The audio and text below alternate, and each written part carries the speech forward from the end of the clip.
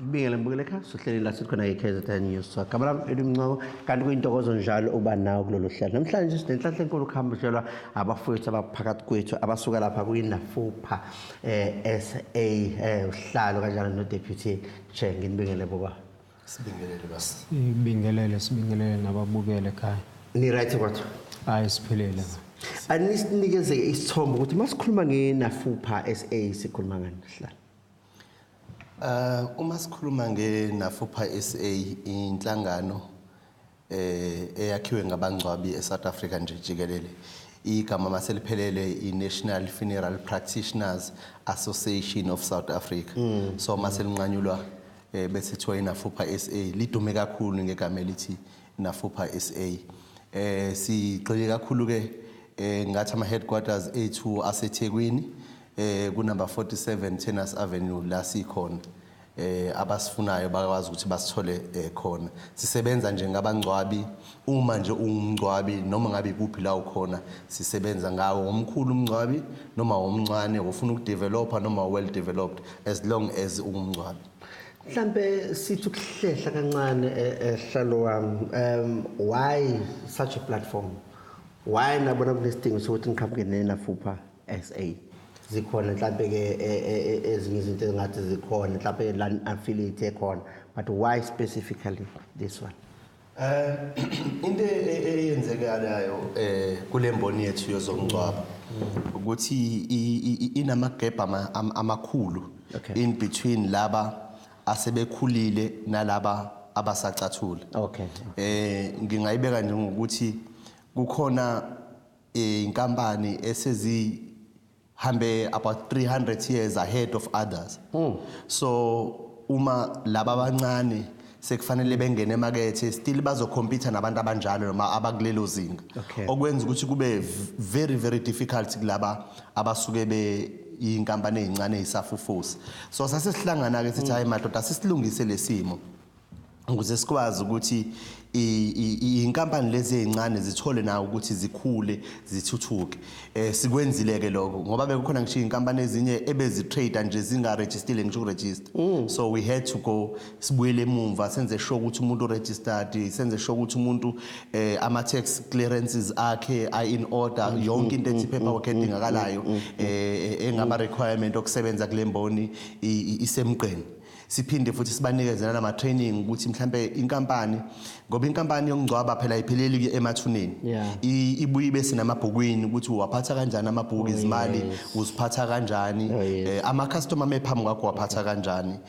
Zonke lezo zinto sizenze njalo ngonyaka mhlambe sibe nama training noma ama workshop should I say awu4 shothi quarterly sine workshop ukwenza ukuthi osoma business bethu bakwazi ukuba ba enricheke kuma business skills. Okay, mhlawumbe ngize la ngibuye ngize kuwena baba Mtungu. Niqale nini? Ilonchwe nini le organization enkulu kanga?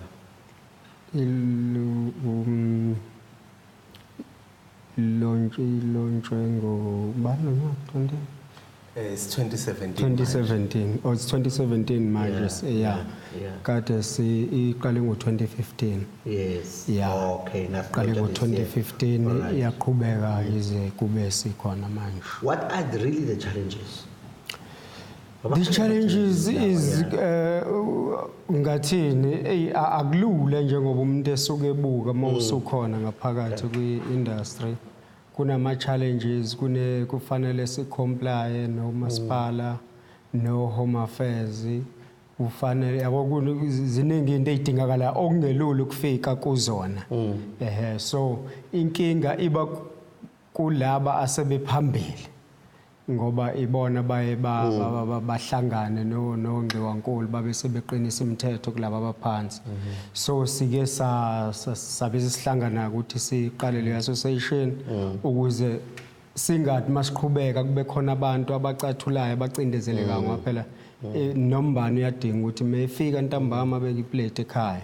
So njengoba ade chaza kumfowethu kunezinto ezizenzile to uplift istandard sabo sokusebenza ukuthi nombani yazithole sezingene nawo ke ama workshop lawa ayasiza ngoba angeke ukhulume nefamily ugqoka isigqoko njengami kufanele ube humbled uhloniphe ngeke ugqoke uphaqa into ade bengayazi leyo ube ukhuluma nefamily gqoka ama-sandal izona zonke le into mhlambe abanye bathi mabebuka athola umuntu mhlambe uthi kufanele aye kwabezizwe asishiye ngoba sihluleka ukuthi senze ngendlela so siyazama ke manje ukuthi sibuyisele abantu kithina babe nathi emabhizinisini ethu.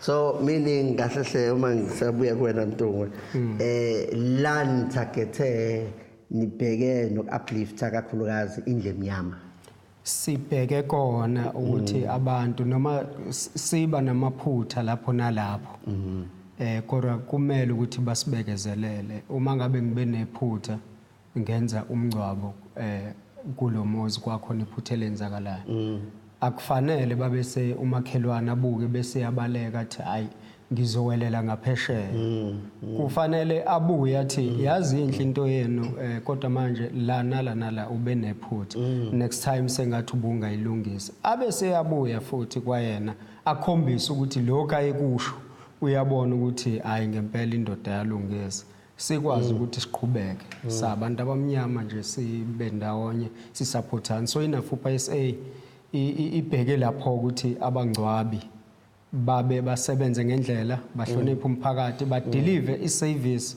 efanele umuntu mayishajile leyo mali then ibonakala umndeni uyibone le mali esishajile ukuthi alright hayi bekufanele kube imali engaka kanti bezokwenza lokhu nalokho ngamamazwi le lokhuza sihlalo president ivulelekile ukuthi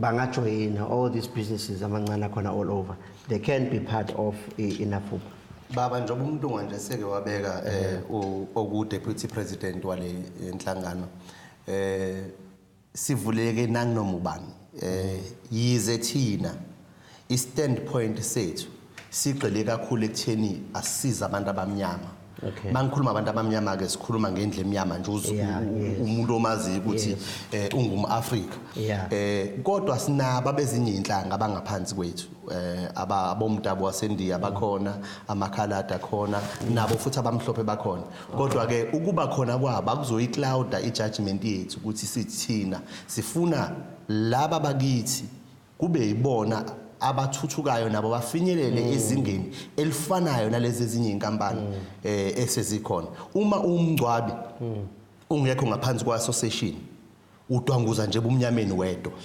awukwazi ukubona ukuthi kwenzakalani manje yini edingakalayo kumina mhlambe nje ngikuphi isibonelo mina ngila eThekwini kodwa ngiyengenze ama-funeral asegoli ngaphandle kokusuka ngeGoli ngaphandle kokumuva ngisho istaff sami esodwa why ngoba nginezi member esifola kwi-association eyodwa esegoli engizopick up ifone sibani ngicela ungenzele umngcwabo nazi izinto ezidingekalayo angithi njengoba siku-association sisonke ndawonye umuntu uyazi ukuthi yiloku naloku okusuke kudingeka basically umuntu enginikeza u2 kubhekeke u1 2 3 uyabona so kuyakusiza ke lokho bengingakwazi qala ukwenza ama-funeral out of the province but now I can. Okay. Nokulungile. Awusenga seyitolo ke news talk kanye nawe siyabuya kanjani?